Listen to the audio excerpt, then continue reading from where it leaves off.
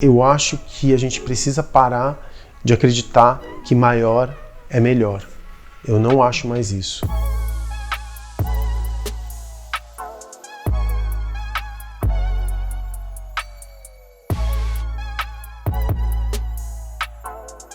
Olá, o meu nome é Facundo Guerra, eu sou empreendedor aqui em São Paulo. Antes de mais nada, eu queria agradecer pelo convite do Tutano para falar com vocês. É uma honra ter a atenção de vocês pelos próximos 15 minutos. E para contar um pouquinho da minha história, eu sou empreendedor em São Paulo. Na verdade, eu me formei como engenheiro de alimentos, depois eu fiz jornalismo internacional e político, depois eu fiz mestrado e doutorado em ciência política. Tive uma carreira corporativa, não nasci para ser empreendedor, como imagino que muitos de vocês, quando perguntados sobre o que queriam fazer das suas vidas, não disseram eu quero ser empreendedor, porque empreendedor não chega a ser uma profissão nesse país, né? E a gente também não estuda para ser empreendedor. E aí eu tive uma carreira corporativa, fui para Tetra Pak, American Express, American Online, enfim, trabalhei em grandes multinacionais até que aos 30 anos eu fui demitido, o que para mim é a melhor razão para se empreender. Então eu acho que pro bem e pro mal, pós-Covid, a gente vai ver a emergência de um número ainda maior de empreendedores, o que nos faz pensar sobre essa relação trabalho-emprego. Eu acho que é muito importante todo mundo trabalhar e todo mundo se realizar através do trabalho, mas o emprego talvez ele esteja começando a ficar obsoleto, mas eu vou falar sobre isso mais adiante. E montei meu primeiro negócio, que foi o Vegas, era uma boate ali na Rua Augusta. Junto com o Vegas eu botei mais 20 negócios em São Paulo, todos eles no campo do entretenimento, então eu tentei, fiz palco, porque na verdade eu faço palco, fiz palco de jazz, fiz casa de show, fiz 2, boates eu fiz 4, cinemas eu fiz 1, centro cultural eu fiz 2, hotel eu tô fazendo meu primeiro agora, que se chama Altar. E atualmente os meus negócios são o Z Carniceria, o Cine Joia, o Altar, o Ilha, o Bar dos Arcos, o Blue Note, e é isso. A pandemia bateu muito duro em cima de mim, imaginem, eu tenho lugares onde as pessoas vão para se encontrar e que são dificilmente digitalizados, né? Mas a Covid, mais especificamente o coronavírus, é um agente. O que eu quero dizer com isso? Ele evidencia aquilo que está invisível.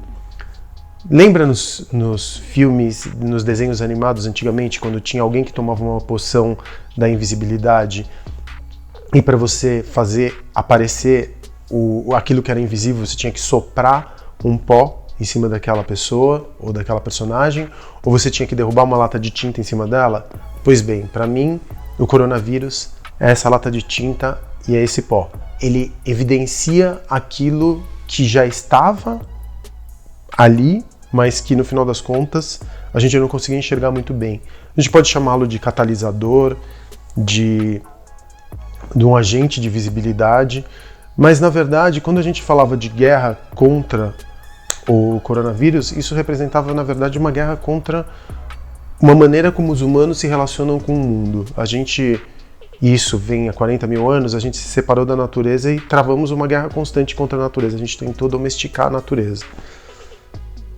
Acho que agora a gente vai começar a pagar o preço se a gente não transformar essa maneira como nos relacionamos com a natureza. É muito interessante pensar também que o século XXI ele foi fundado a partir da Covid, né?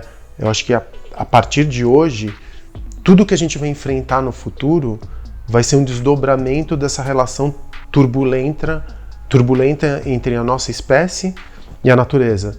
Então o século XXI ele vai ser pautado por nossa sobrevivência de alguma maneira, se a gente não conseguir contornar, ou não contornar, mas atenuar os efeitos do aquecimento global e de todos esses estudos científicos que estão provando que a gente está caminhando para um ponto de não retorno, de inviabilidade da nossa espécie, ou não da inviabilidade da nossa espécie, mas da inviabilidade do nosso jeito de existir no mundo, né? E os nossos negócios, eu acredito muito. Por que eu estou punhetando filosoficamente aqui sobre a existência humana? Porque eu acredito que os negócios eles são uma espécie de eles respondem à cultura do seu tempo.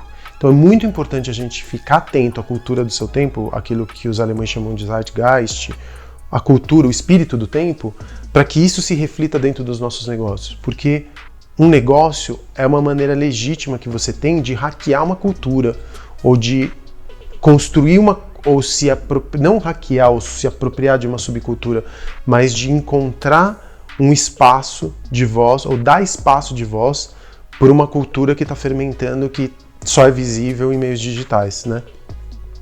Então é muito importante a gente entender o espírito do tempo. Então o problema externo era o coronavírus, que na verdade ele é só um agente para evidenciar que nós e os humanos são os inimigos, humanos são inimigos de humanos, o lobo é o homem, o homem é o lobo do homem. Então a gente entende que o coronavírus ele evidencia esse comportamento daninho que muitos humanos têm com relação à espécie. Como um problema interno, tudo aquilo que a gente pensa como a busca da felicidade, o que é a felicidade, o que representa o dinheiro, o que representa o tempo, o que a gente chama de bem-estar mental, bem-estar físico. A gente tem falado muito sobre bem-estar mental e, enfim, as consequências da Covid, inclusive na nossa capacidade de reagir uma vez que ela se vá, porque ainda tem alguns meses pela frente, pelo menos aqui no Brasil. Então, ela também... A gente olhou muito para dentro durante esse tempo, e foi olhar para dentro que me fez pensar, inclusive, como que eu vou, a partir da Covid, que vai transformar nossa cultura, que já transformou nossa cultura, na verdade, eu sempre odiei muito a ideia do novo normal, porque eu não acredito que existisse normal antes da Covid. Mas a gente vai para um outro lugar, e os nossos negócios, eles precisam refletir esse novo lugar. O futuro, ele é parido e gestado no presente. Então a gente tem que, evidentemente, pensar no futuro o tempo inteiro. Pensar que tipo de futuro possível a gente vai ter a partir daquelas informações que a gente tem agora. Estou falando que é para jogar runas, tirar tarô, ou ficar tentando, enfim, ler a palma da mão das pessoas.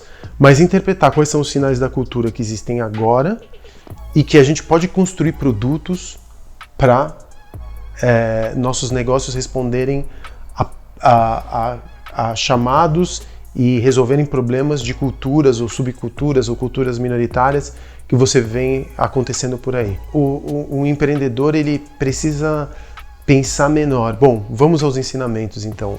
Menos é mais, menor é mais bonito. A gente ficou muito tempo dentro de casa. A gente vinha de uma cultura de testosterona, da cultura da masculinidade tóxica, do maior, melhor, mais rápido. Você fazer alguma coisa que dava certo, imediatamente você queria expandir. Eu acho que agora é hora de pensar no menor. Eu tô aliviado de ter ficado um pouco menor, de ter perdido algumas operações, de poder me concentrar mais naquilo que eu acho que tem possibilidade de trazer um retorno até financeiro melhor para mim. Então eu acho que a gente precisa parar de acreditar que maior é melhor. Eu não acho mais isso. A pandemia veio me mostrar que não. Eu acumulei muito lixo, eu fiquei muito tempo dentro da minha casa e me dei conta de quanta obsolescência eu comprei, quantas câmeras que eu nunca mais usei, quantos gadgets que eu usei uma vez e que eu não precisava. Isso me fez entender até a minha relação com sucesso e tempo. A gente teve sempre muito tempo até por conta da cultura norte-americana, que a gente faz um certo cosplay aqui no Brasil, a gente sempre atrelou sucesso a dinheiro. E eu tô paulatinamente começando a redimensionar esse meu sucesso à saúde. A saúde vai ser um grande tema pós-Covid.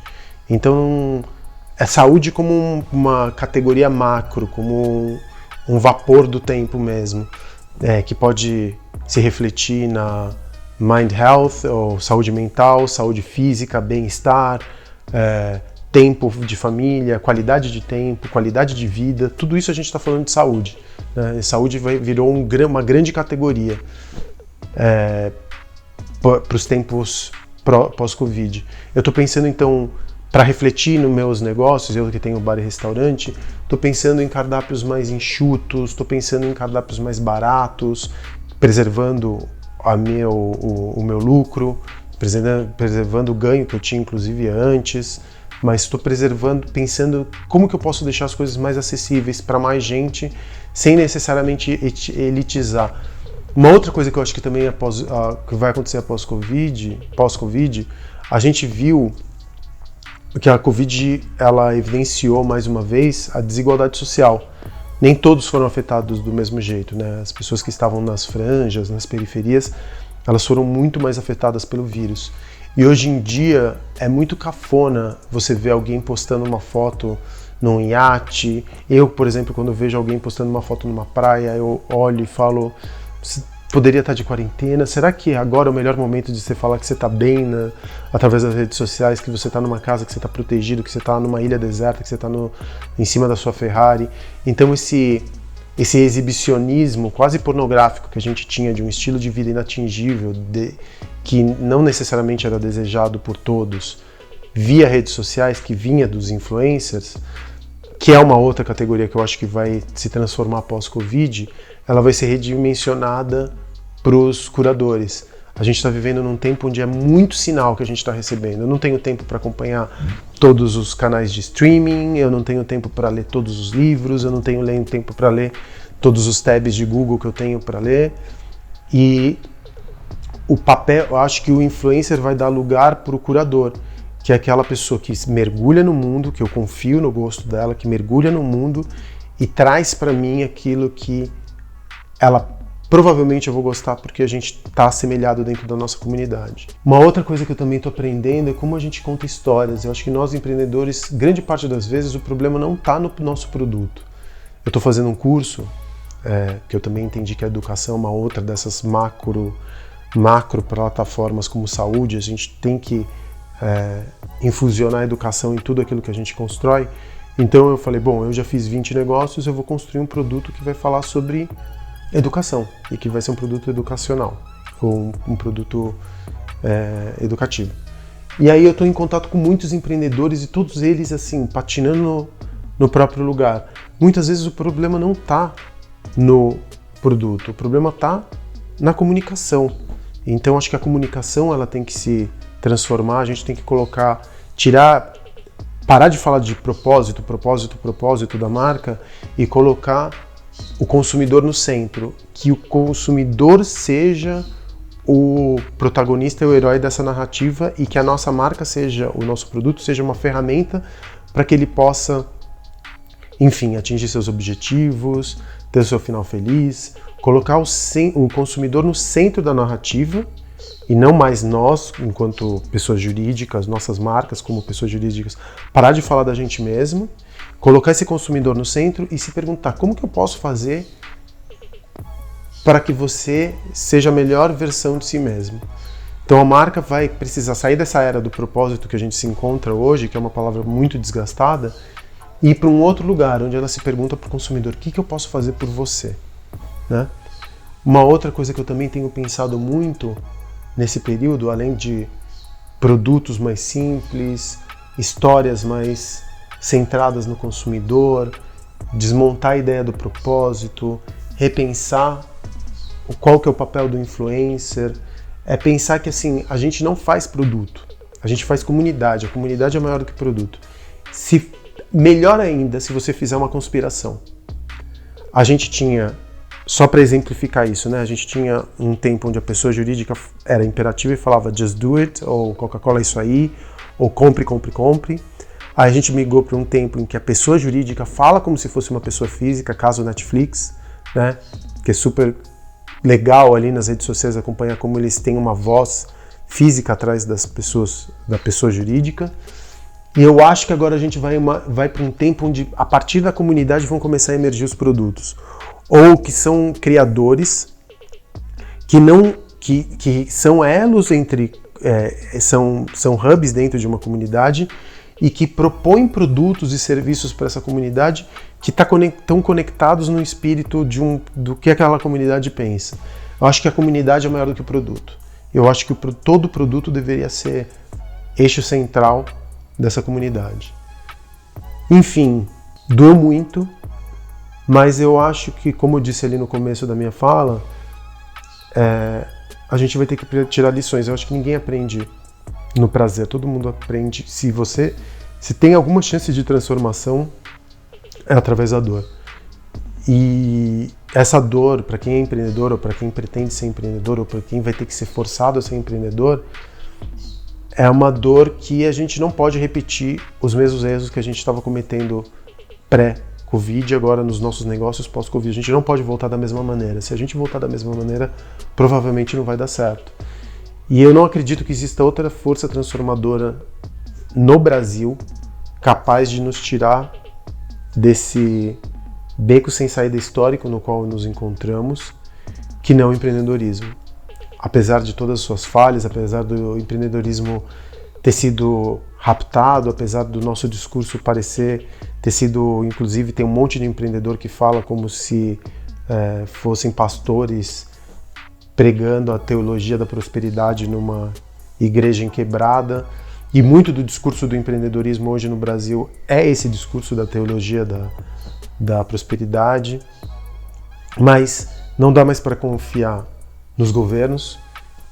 Eu acho que a gente não tem um nesse país, a gente tem um teatro de política, mas a gente não tem um governo, e a pandemia mais uma vez evidenciou isso como grande agente de visibilidade que eu disse que era.